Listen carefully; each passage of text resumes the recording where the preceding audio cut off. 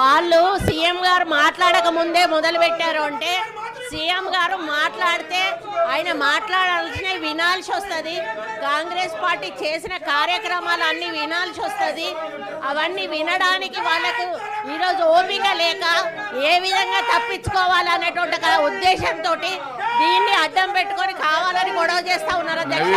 వాళ్ళ ఉద్దేశం ముఖ్యమంత్రి గారి ప్రసంగాన్ని అడ్డుకోవడమే లక్ష్యంగా పెట్టుకున్నారు. వాళ్ళకు వేరే ఉద్దేశం లేదు అధ్యక్ష. ముఖ్యమంత్రి గారు ఏదన్నా అంటే బయట అన్నారు, కానీ వాళ్ళు బయట చూసుకోవాలి, కానీ లోపల ఈ విధంగా రచ్చ చేయమైతే సరైంది కాదు అధ్యక్ష. మీరు వెళ్ళిపోండి వాకౌట్ చేసి, అంతేగాని ఈ విధంగా గొడవ చేయడం కరెక్ట్ కాదని నేను తెలియజేస్తా ఉన్నాను అధ్యక్ష. ఎల్ఓపి గారు మీ సభ్యులను వారి స్థానంలో కూర్చోమనండి. ముఖ్యమంత్రి గారి ప్రసంగంలో తప్పనిసరిగా ముఖ్యమంత్రి గారి తన ప్రసంగంలో మీరు లేవనెత్తేటువంటి అంశాలు తప్పనిసరిగా వారు మాట్లాడతారు. మీరు లేవనెత్తినటువంటి అంశానికి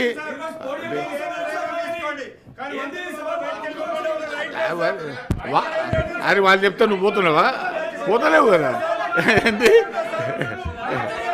ప్లీజ్ ప్లీజ్ ప్లీజ్ ఎల్ఓపి గారు మీరు కూర్చోమనండి. మీరు లేవనెత్తిన అంశాన్ని వారి ప్రసంగంలో చెప్తారు.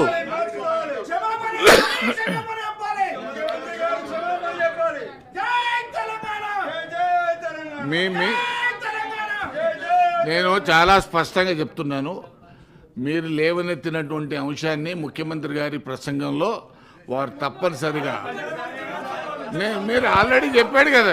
ఇంతగానో మీరు స్లోగన్స్ ఇస్తున్నారు, అది అందరికి అర్థమైందే కదా.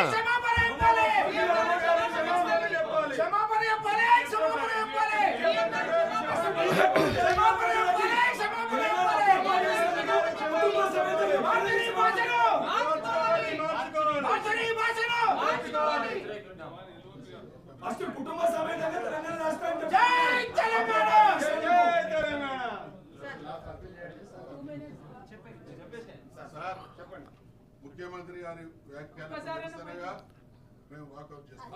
ఓకే, ధన్యవాదాలు.